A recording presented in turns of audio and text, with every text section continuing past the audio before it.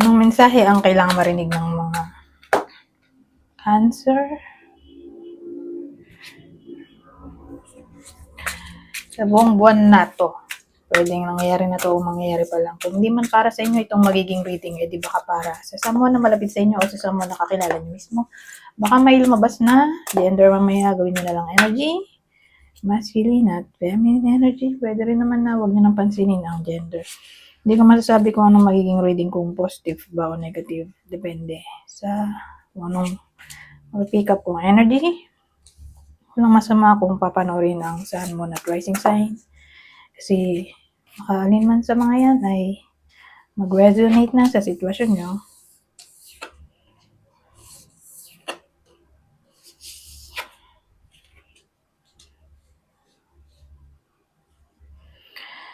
So, masyadong malaki yung card, no? Ayan, buti na lang. Kita pa rin sa screen.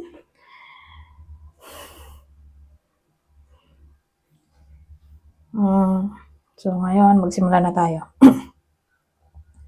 Dalawang tao natin. Since dalawa, energy na lahat. Kasi complicated. Kung iisa-isahin ko pa sila. So, lahat na lang sila. Yan, the rest. Energy. Anong meron sa buwan na to para sa mga Cancer? Bakit ganon? May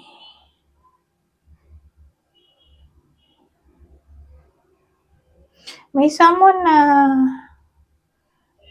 magiging cold. Baka nga nangyayari na to sa iba sa inyo. Kung nangyayari na, ganun pa rin. Sabihin natin nangyayari na to ng February, di ganun pa rin siya. Yung cold na person, ganun pa rin siya buong buwan ng March.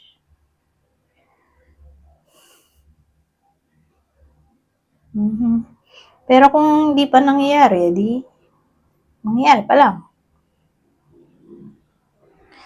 So, saan nanggaling yung coldness dito?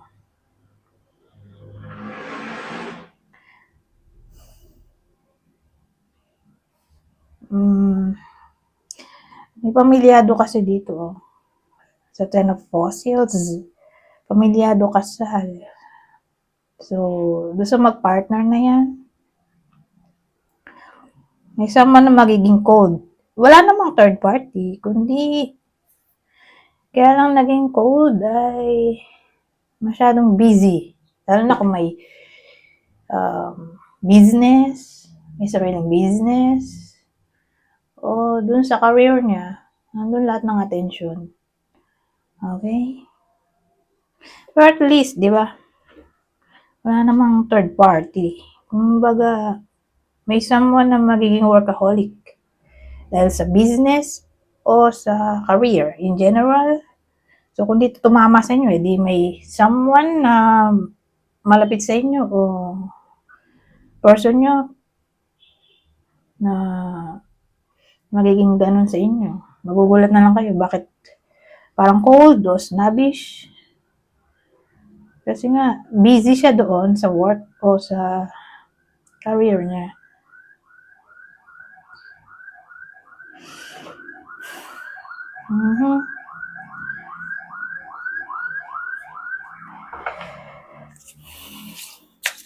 Ngayon,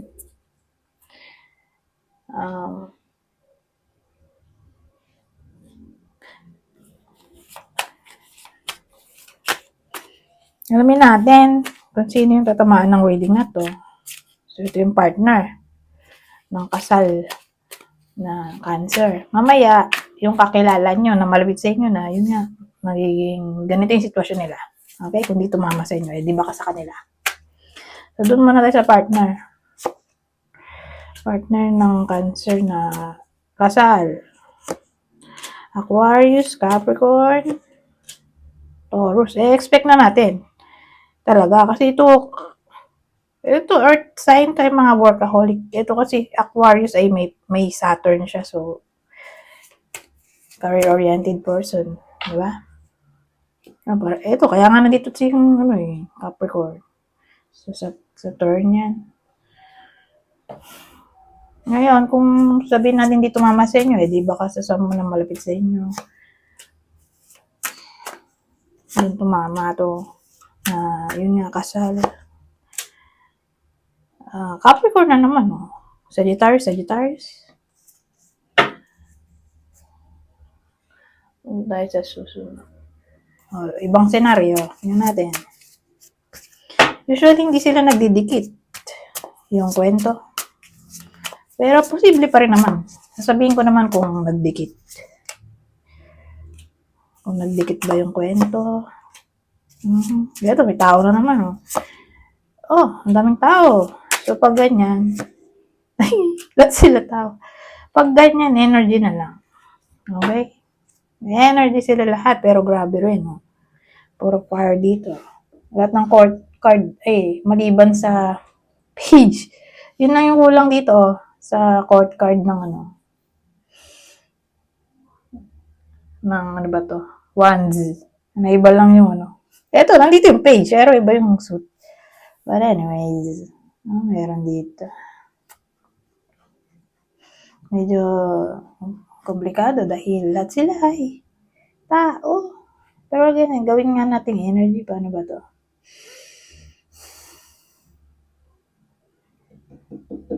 So dahil maraming tao dito at lahat sila ay tao, expect natin na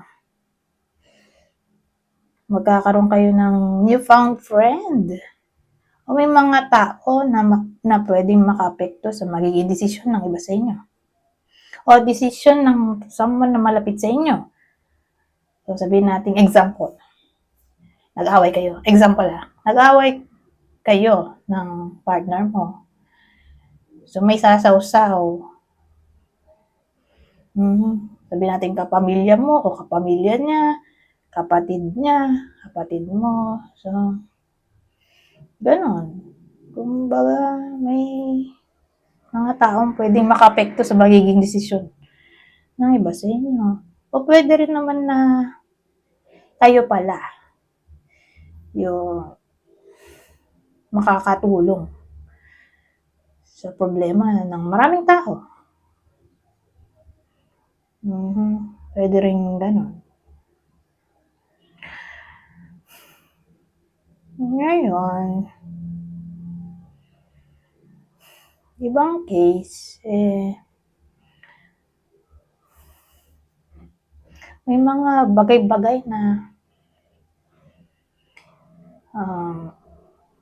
hindi nyo basta-basta masusolusyonan. Sa week na to, kahit anong gawin nyo, parang nire-require na mag-go with the flow. May mga sitwasyon na mahirap ayusin. Na para bang nire-require ang patience. Okay?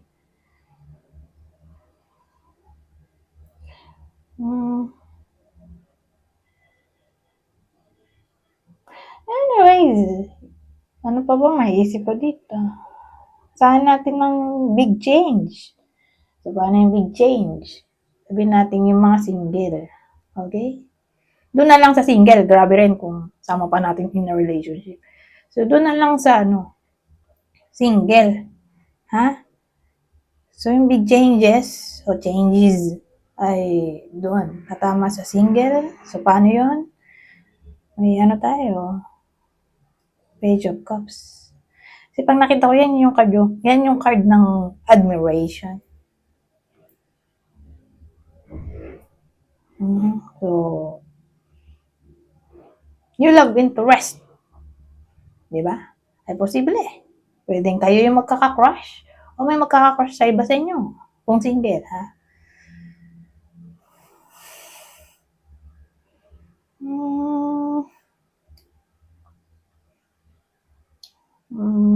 Ngayon, iba pa ang case ulit.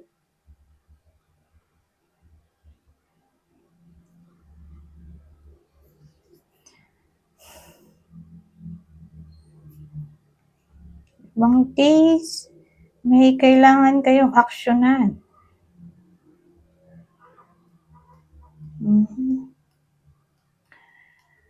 At ito ay regarding feelings.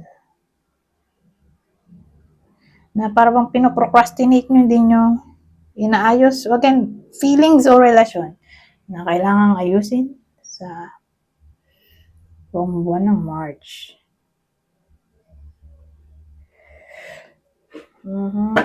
Ngayon,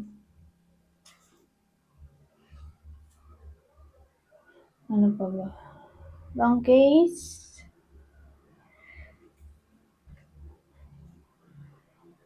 eto. Ibang masasabi nito? Ibang deck ha. So, pag ibang deck, ibang sitwasyon. Minsan nagdidikit, pero pag ganito, hindi tarot, hindi nagdidikit. Pero posible pa rin naman. Pero madalas hindi. So, game. Itong masasabi nitong extra message sa buong buwan ng March. Nandito yung fright, So, ang dating sa akin, nasa natin ang big changes o major transformation sa topic na anything na seryosong usapin. So, paano yun? Big changes. Tungkol sa anything na nagdi-deal sa law.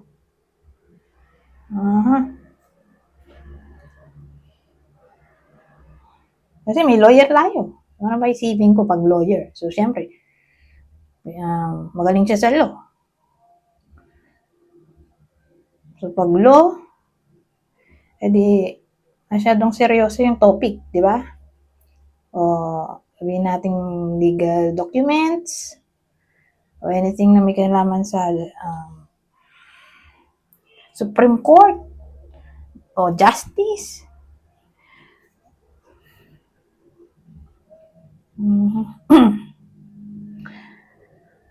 O rules. Kasi law ay rules.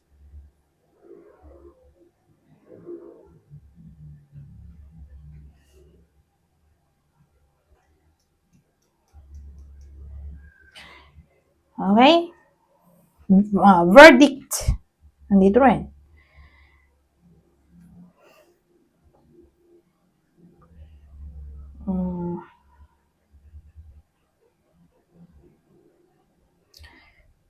Excuse me.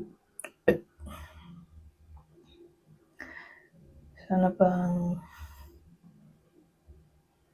maisip ko pag ganito? So, again, transformation, di ba?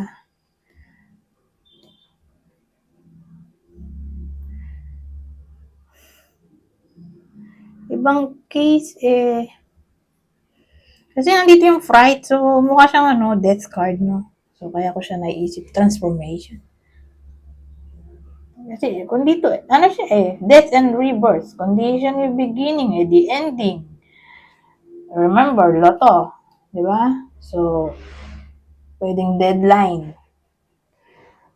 May kailangan ayusin yung iba sa inyo regarding deadline. Deadline ng documents, kailangan ipasa.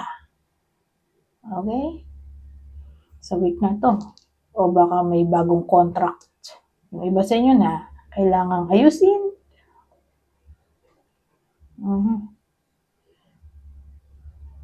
New contract.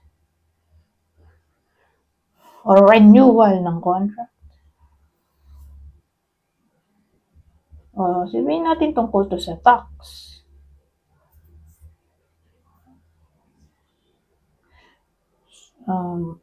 So, magiging documents na to, no? So, sabihin natin documents, contract.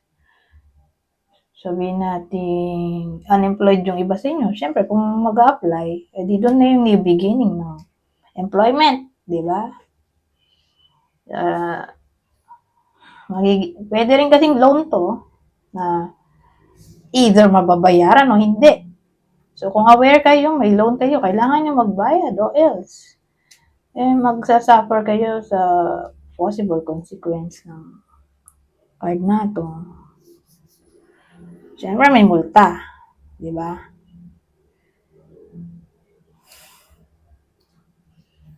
Anyways. New contract, new project, new deal. Basta na. Basta document yan. O important matters, kailangan ayusin.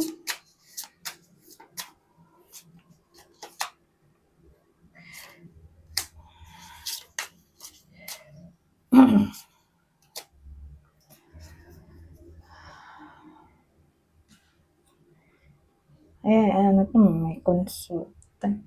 Ito consultant, ito absence.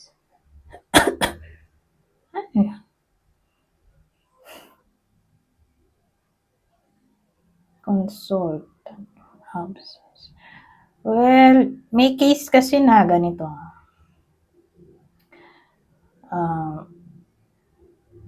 Pwedeng ito yung crush niya, partner, o anyone na malapit sa inyo. Malapit sa puso ng iba sa inyo. Kaya lang, for some reason, wala nga siya. Kasi kayo to yung nagko-consult kayo, kinoconsult nyo yung crush nyo. Parang sabihin natin, crush nyo o partner nyo, parang interesado kayo sa someone. Okay? Malapit sa puso nyo yung tao. Kaya lang nga, wala nga dito. Hindi ko alam kung bakit. Siguro dahil magta-travel. O for some reason, wala siya. Siguro baka magkasakit. Kaya may mga panahon na hindi nyo makikita, absent. Lalo na kung ka-workmate. O may importante siyang ayusin na magre-require para hindi nyo siya palagi makita. Okay? Yung kinoconsult nyo dito, na parang interesado kayo. O yung iba sa inyo. So, again, anyone na malapit sa inyo, hindi nyo siya palagi makikita kasi wala nga siya absent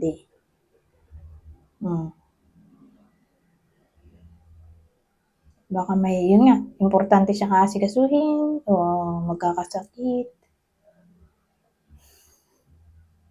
etc. Basta wala siya sa panahon na hinahanap nyo. Okay? O ini-inquire. Anyways, papa tayo ng ibang card. Yes, ito maganda. Sana maganda rin yung susunod. No? Ay, hindi maganda. Chatter. Ito kasi yung mga toxic na tao. Pero tingnan natin kung anong mabubuo kong ex yan. Ito kasi more like, di ba, pastime celebration. Di ba, nagsasaya yung mga tao. Ayan Kaya yung mga chismosa dito. Na para bang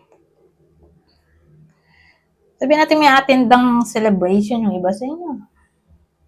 Party, o anything na may kinalaman sa gathering. Tapos makikita nyo itong mga kaaway nyo.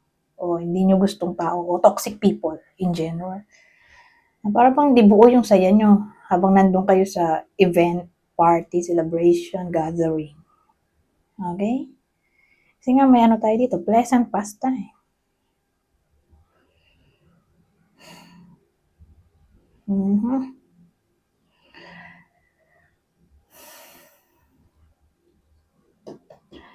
So, ano pa?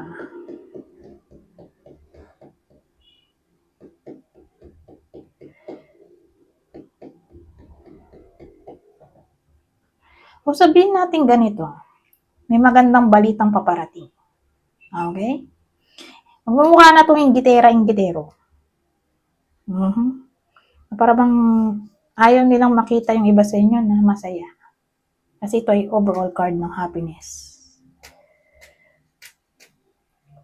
Kailangan may toxic ng mga tao sa paligid na parang nainggit sila sa possible na good news na paparating sa iba sa inyo. Anyways,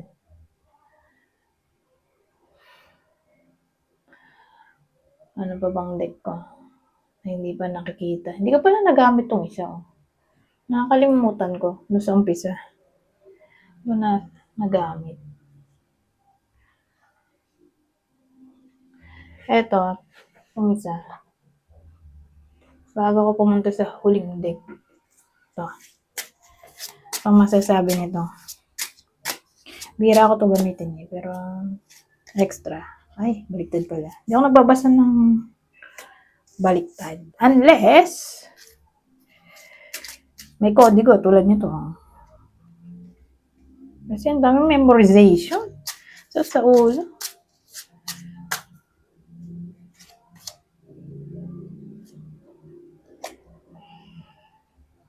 Sakit sa itong may babae na ito extrovert. Pag nakita ko itong ganitong babae, dalawa kasi babae dito sa deck na to.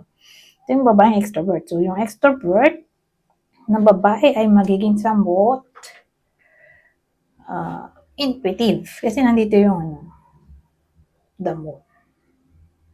Okay? Intuitive, emotional, overly dramatic, psychic, workaholic, o romantic. Pwedeng gano'n. Ito yung energy niya, Either siya yung mag-express ng mga pinagsasabi ko, o siya yung makakatanggap ng mga yun. Ganyan. Pwedeng siya yung mag-send ng energy na sinabi ko, o siya yung makareceive. Kasi, gano'n talaga. Pwedeng vice versa.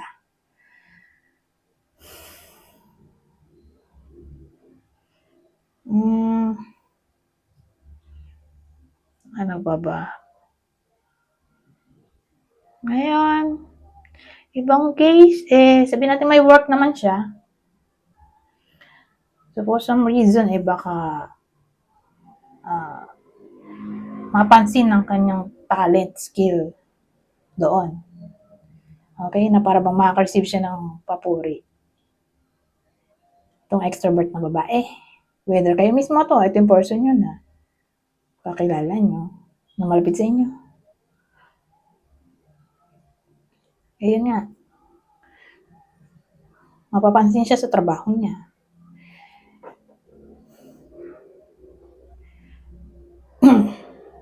Ngayon, ibang case, excuse me, baka may mapanaginipan siya na, alam mo yan, di ba nanaginip siya. Usually kasi hindi natin naaalala yung panaginip, pero sa buong March, may chance na yung babaeng to ay maalala niya yung panaginip niya as in parang na-record kasi sobrang detailed nung pagkakaalala niya dun sa dream niya. O baka may important meaning o message sa dream niya na kailangan niya mag-pay attention.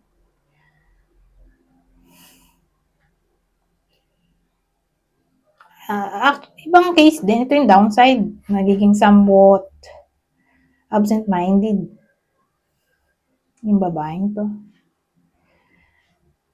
Pero may ibang case din na magiging dramatic, moody. Saka pa iba-iba ng decision. Yun na yung downside siguro. Kasi moon to, nag-iiba-iba siya ng sign every 2.5 days o 3 days. Aliman doon. So, siya yung pinakamabilis mag-change ng sign. Kaya yun. Expect natin yung change. Ngayon, iba rin case whether siya yung tinutukoy ko o ito yung person ng iba sa inyo na extrovert. Na, yun nga, pwedeng magbalik sa buhay ng iba sa inyo. Whether alaala yung magbabalik o siya mismo yung tao. Okay?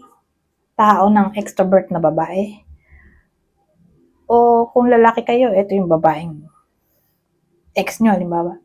O crush nyo, o ewan ko, sino to na extrovert na, yun nga, maaaring magbalik sa buhay nyo. So, case-to-case basis. Ay, 25 minutes na pala to. So, punta na tayo sa susunod. Kung masasabi nito. So, dito sa case na to, kunin nyo lang yung info na sa tingin nyo ay fit sa inyo. Kukuha ko ng 3. General advice na to sa buong March. Healer, you have the power to help and heal others. So, madali naman siya intindihin, kaya babasahin ko na lang para mabilis. Ano to? Creative, draw, paint, think, and act in creative ways. So, grandparent, you have a special bond with a grandparent that can never be broken. Anyways, hanggang dito na lang. Goodbye for now.